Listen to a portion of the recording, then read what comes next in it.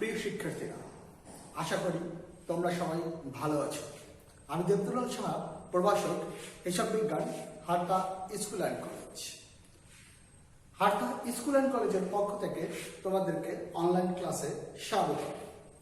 আজকে অনলাইন ক্লাসে আমার পাঠের বিষয় হচ্ছে একাদশ ও দ্বাদশ শ্রেণীর হিসাব বিজ্ঞান প্রথম পত্রের দ্বিতীয় অধ্যায়ের প্রথম ভাগ, অর্থাৎ দুতরফা দাখিলা পদ্ধতি, এবং নবম দশম শ্রেণীর হিসাব বিজ্ঞানের তৃতীয় অধ্যায়, অর্থাৎ দুতরফা দাখিলা পদ্ধতি নিয়ে।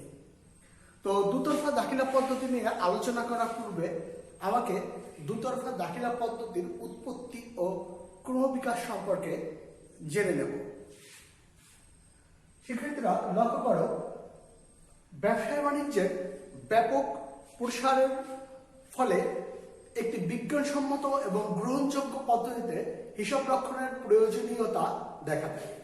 এরই সূত্র ধরে ইতালির জেনোরা শহরে লুকা প্যাচিয়ালি নামক একজন ইতালিয়ান ধর্মযাজক ও গণিতবিদ তার লিখিত সুম্মা দি অ্যারিথমেটিকা জিওমেট্রিয়া প্রপোশনালিটা নামক গ্রন্থে এই দুতরফা দাখিলা পদ্ধতির মূলনীতি নিয়ে প্রথমে আলোচনা করেন। পরবর্তীতে এই দুতরফা দাখিলা পদ্ধতিটি এখন হিসাব বিজ্ঞানের একমাত্র বিজ্ঞানসম্মত পদ্ধতি এবং গ্রহণযোগ্য পদ্ধতি হিসাবে সমাদৃত হয়ে আসছে। তো আগে এখন জানতে হবে আমাদেরকে দুতরফা দাখিলা পদ্ধতি বলতে কি বোঝায়। দুতরফা দাখিলা পদ্ধতি কি? হিসাব বিজ্ঞানের একমাত্র বিজ্ঞানসম্মত পদ্ধতি হচ্ছে দুতরফা দাখিলা পদ্ধতি। এই পদ্ধতিতে প্রতিটি লেনদেনের সাথে দুটি পক্ষ জড়িত থাকে। শিক্ষার্থীরা, তাহলে আমরা কি জানবো? দুতরফা দাখিলা পদ্ধতিতে প্রত্যেকটি লেনদেনের সাথে দুটি পক্ষ জড়িত থাকে। একটি হলো ডেবিট, অপরটি হলো ক্রেডিট। একটি হলো ডেবিট এবং অপরটি হলো ক্রেডিট। এই পদ্ধতিতে প্রতিটি ডেবিটের জন্য সমপরিমাণে ক্রেডিট থাকবে।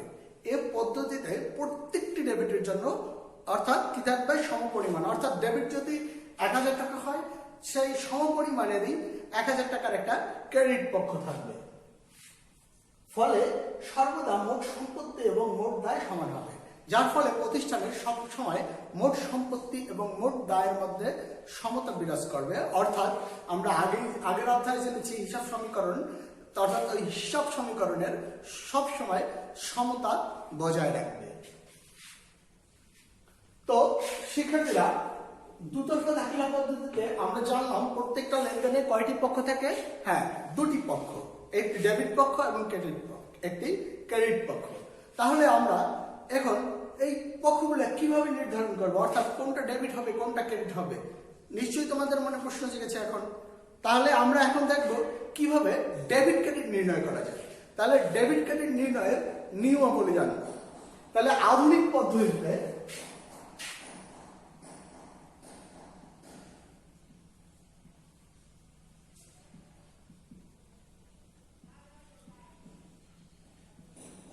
আধুনিক পদ্ধতিতে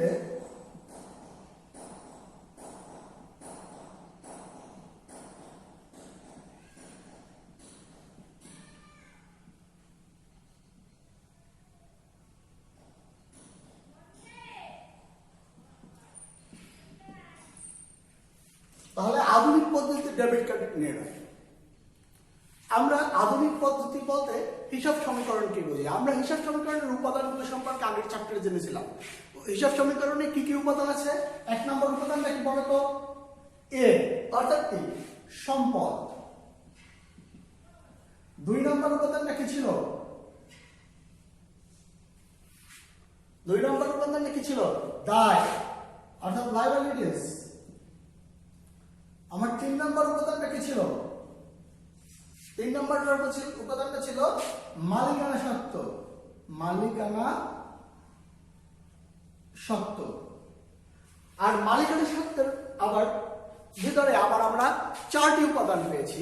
এর 4টির উপাদান ছিল, একটি ছিল মূলধন, এবং একটি ছিল আয়, একটি ছিল ব্যয়, এবং আরেকটি ছিল উত্তোলন। তাহলে আমরা সেখান থেকে দুটি উপাদান লিখি। চার, একটি হচ্ছে আয়, আরেকটি হচ্ছে ব্যয়।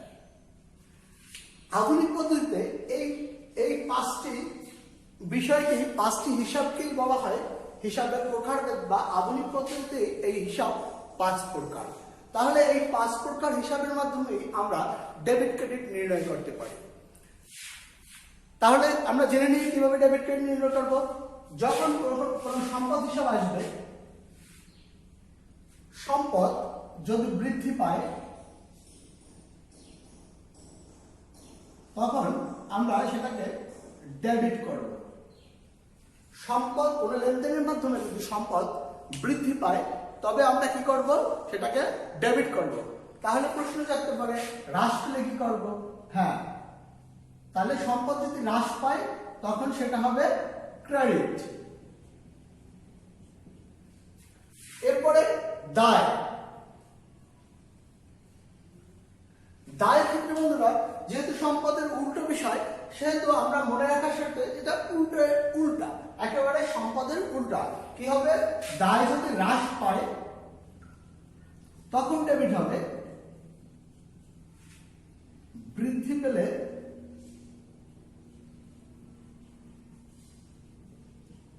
ক্রেডিট হবে। মালিকানা সত্ত্ব তাই, যদি হ্রাস পায় তাহলে ডেবিট, বৃদ্ধি পেলে ক্রেডিট। এরপরে কি আয়। আয় যদি বৃদ্ধি পায়, আয় যদি হ্রাস পায় তাহলে ডেবিট, আর যদি বৃদ্ধি পায় তাহলে ক্রেডিট।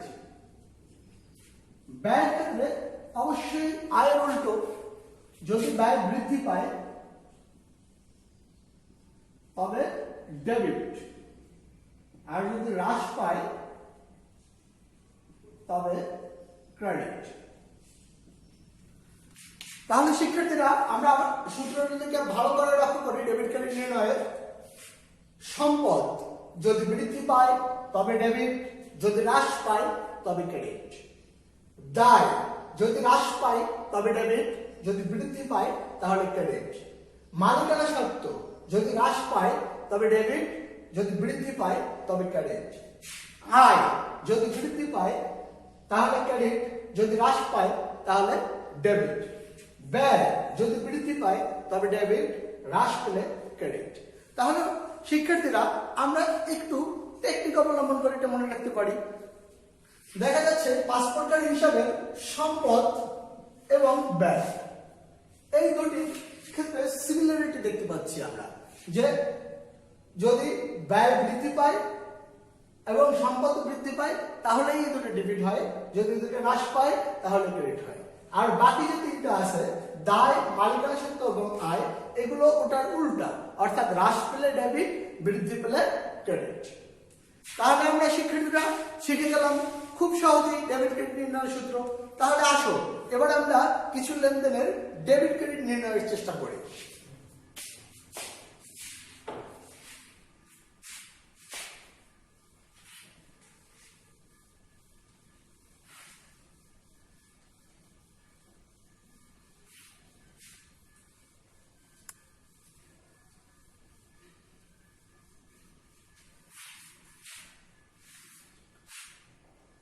আমরা বোর্ডের দিকে লক্ষ্য করি।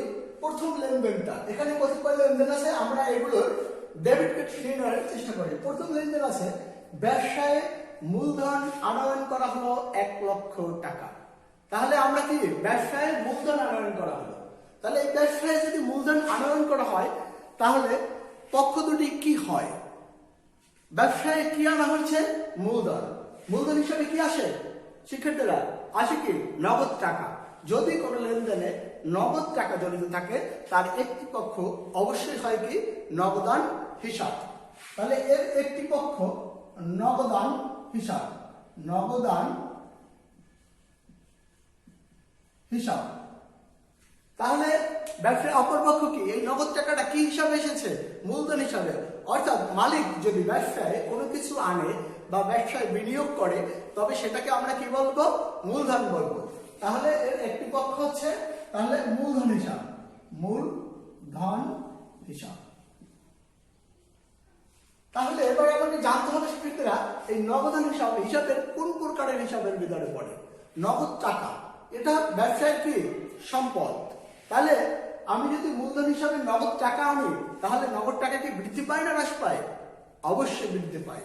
তো নগদ টাকা বৃদ্ধি পাওয়া মানে কি? সম্পদ বৃদ্ধি পাওয়া। সম্পদ বৃদ্ধি পেলে আমরা কি হয় শিক্ষার্থী বন্ধুরা? তাহলে সম্পদ বৃদ্ধি পেলে ডেবিট হয়, ডেবিট। এবং কি মূলধন কি?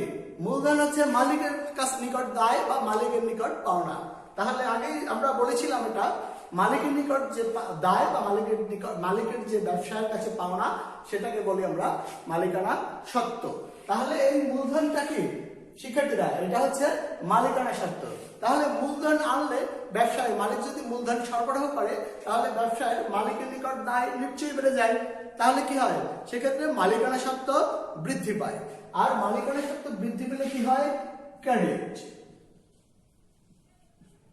তাহলে ব্যবসায় মূলধন আনয়ন করা হলো, এই লেনদেনটির যদি ডেবিট ক্রেডিট নির্ণয় করতে বলে, তাহলে আমরা অবশ্যই ডেবিট ক্রেডিট নির্ণয় করতে পারলাম। প্রথম পক্ষ কি?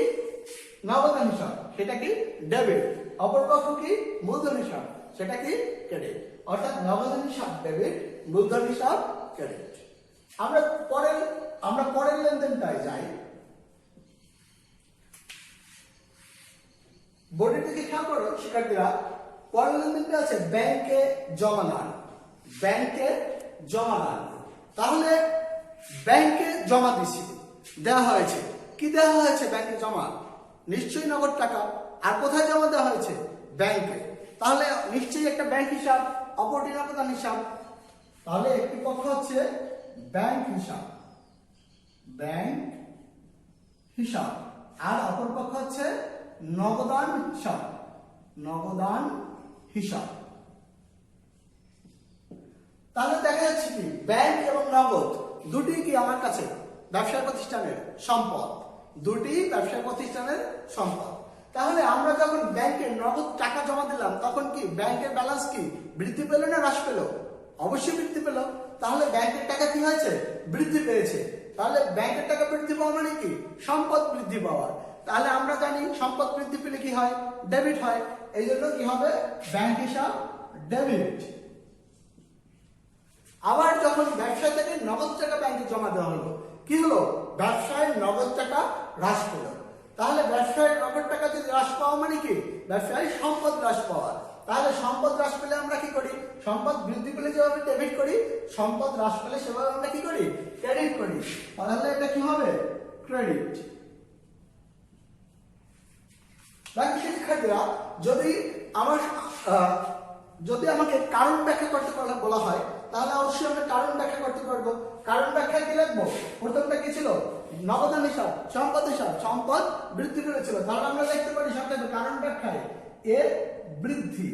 এর বৃদ্ধি পাওয়ার কারণেই আমরা এই নগদান হিসাবকে কি করেছিলাম? ডেবিট করে দিয়েছিলাম।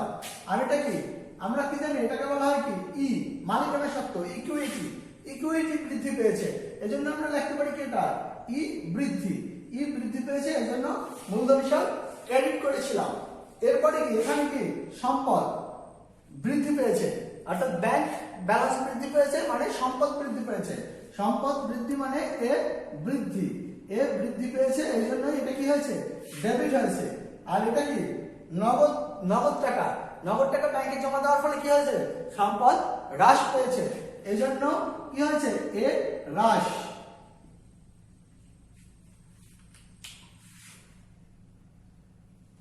পরের লেনদেনটা দেখি আমরা একটু।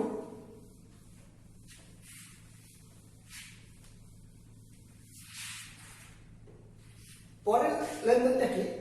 ধারে পণ্য ক্রয়। ধারে পণ্য ক্রয়। তাহলে শিক্ষার্থীরা, ধারে পণ্য ক্রয় করা হয়েছে নাকি? তাহলে ধারে ক্রয় করলে কি হয়? কি হয়েছে? আমি কি ক্রয় করেছি? পণ্য। অবশ্যই পণ্য হিসাব লিখতে পারি না। আমাদের অঙ্কে কখনো আমরা পণ্য ক্রয় করলে সেখানে তার নাম লিখবো না, লিখতে পারবো না। সে তখন লিখতে হবে কি পক্ষ হিসাবে ক্রয় হিসাব আনতে হবে, তখন পক্ষ হিসাবে আনতে হবে ক্রয় হিসাব। এই পণ্য ব্যতীত আমরা যদি অন্য কোনো জিনিস ক্রয় করি তাহলে অবশ্যই ক্রয় হিসাব না লিখে তার নাম লিখবো, এটা কিন্তু মনে রাখতে হবে। এরপরে যেহেতু তাহলে পণ্য ক্রয়, এখন কিভাবে ক্রয় করা হয়েছে, পণ্যটা কিভাবে ক্রয় করা হয়েছে, ক্রয় করা যায় কিভাবে কিভাবে কিভাবে তোমরা জানো শিক্ষার্থী বন্ধুরা, আমরা আগের চ্যাপ্টার অবশ্যই আগের অধ্যায় বলেছিলাম ক্রয় করা যায় 4 ভাবে। কি কি ভাবে? নগদে, ধারে, আর কিসে? চেকের মাধ্যমে, আর কি বিলের মাধ্যমে।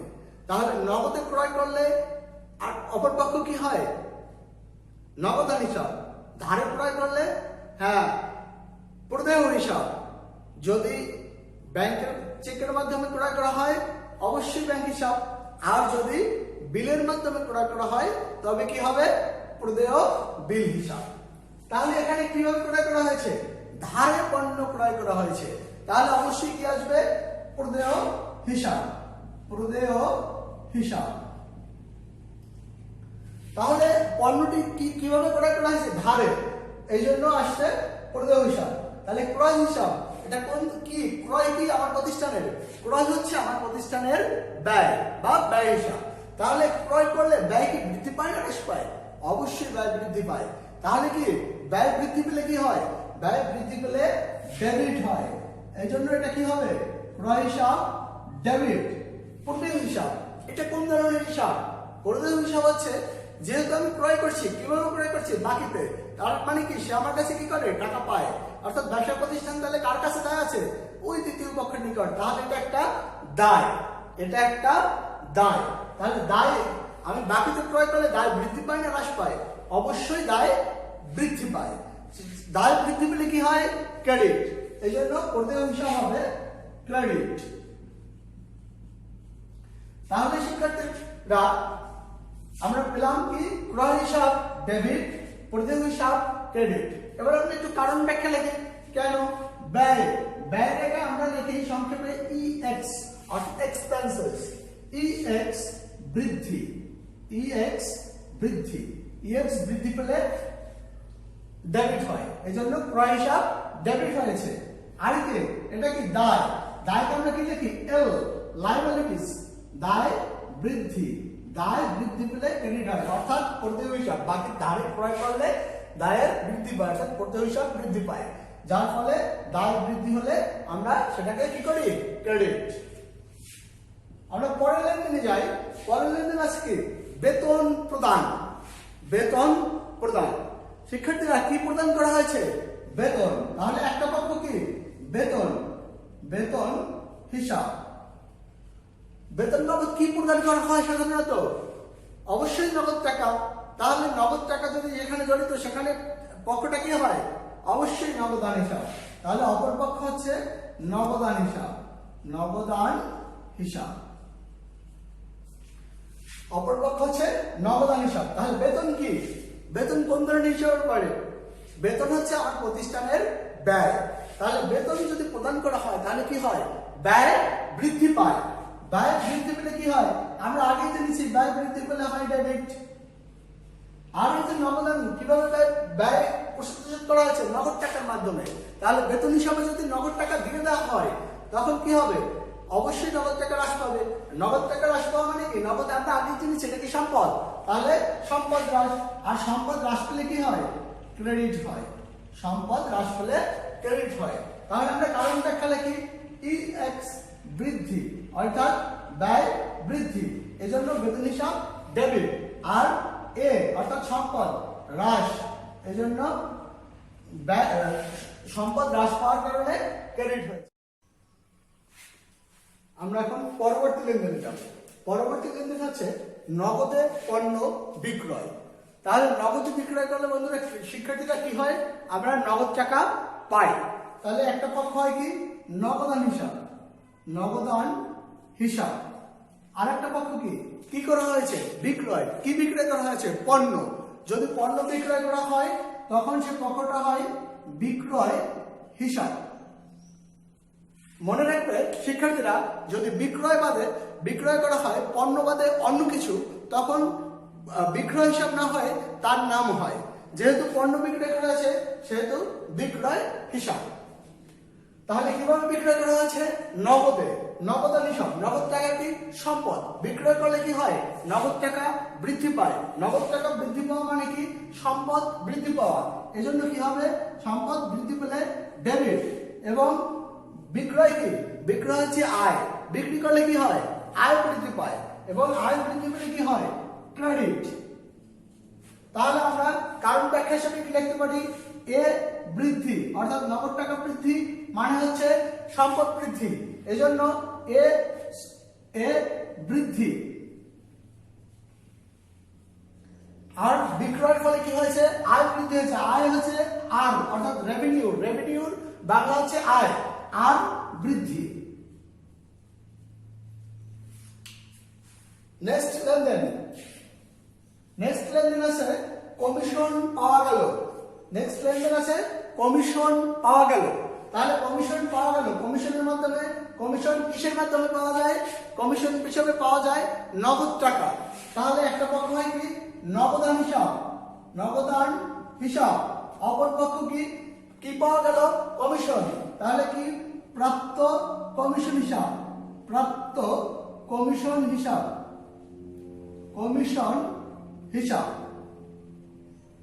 তাহলে নগদান হিসাব কি? সম্পদ বৃদ্ধি, অর্থাৎ কমিশন হিসাবে নগদ টাকা পাওয়া গেছে। সম্পদ বৃদ্ধি পেলে কি হয়? ডেবিট। আর কমিশন পাওয়া গেছে। কমিশন কি? আয় বৃদ্ধি পেলে কি হয়? একটু আগে বলেছি আমরা, আয় বৃদ্ধি পেলে হয় ক্রেডিট। তাহলে আমরা কারণ ব্যাখ্যা হিসেবে লিখতে পারি কি? সম্পদ বৃদ্ধি, অর্থাৎ এ বৃদ্ধি। আর কি? আয় বৃদ্ধি, অর্থাৎ আর বৃদ্ধি। পরবর্তী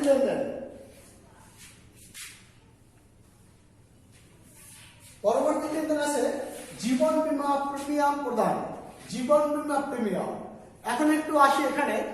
জীবন বীমা প্রিমিয়ামটা কিসের উপরে হয়?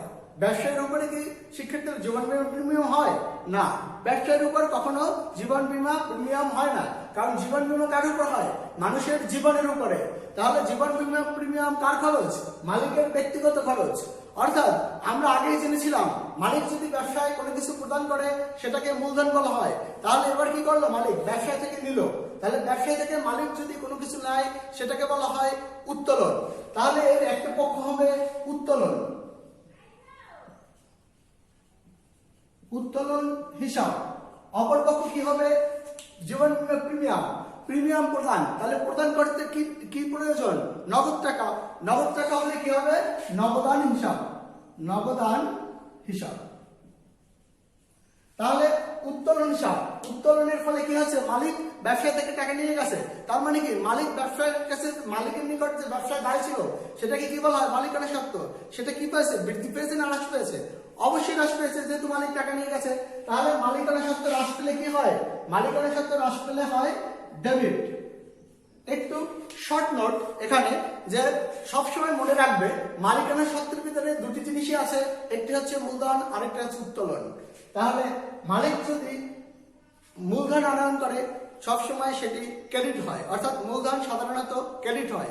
এবং উত্তোলন কি করে? মালিকানা সত্ত্ব সাধারণত হ্রাস করে, এজন্য সাধারণত উত্তোলন সর্বক্ষেত্রেই ডেবিট হয়। তাহলে আর কি? নগদ টাকা নিয়ে গেছে মালিক, তাহলে ব্যবসায় কি হয়েছে? নগদ টাকা কমে গেছে। নগদ টাকা কমে যাওয়া মানে কি? সম্পদ কমে যাওয়া। সম্পদ কমে গেলে কি হয়? ক্রেডিট হয়। সম্পদ কমে গেলে কি হয়? ক্রেডিট হয়। তাহলে আমরা কারণ ব্যাখ্যা হিসেবে লিখতে পারি মালিকানা সত্ত্ব হ্রাস। মালিকানা সত্ত্ব হ্রাস পেয়েছে, এজন্য ডেবিট। এবং সম্পদ হ্রাস পেয়েছে, এজন্য ক্রেডিট হয়েছে। তাহলে আজকে আমরা শিখলাম কি? ডেবিট ক্রেডিট নির্ণয়। যে কোনো আর্থিক লেনদেনের ডেবিট ক্রেডিট নির্ণয়, এবং আমরা কিছু লেনদেনও দেখলাম কিভাবে আমরা ডেবিট ক্রেডিট নির্ণয় করব। তাহলে শিক্ষার্থীরা, তোমরা বাসায় তোমার পাঠ্য বই থেকে এই ডেবিট ক্রেডিট নির্ণয়ের আরো অনুশীলনী বা সৃজনশীল আছে, এগুলো বাসায় প্র্যাকটিস করবে। ঠিক আছে? আর সবাই সুস্থ থাকবে, ভালো থাকবে, এবং আমাদের সাথে অবশ্যই অনলাইন ক্লাসে যুক্ত থাকবে। ধন্যবাদ সবাইকে।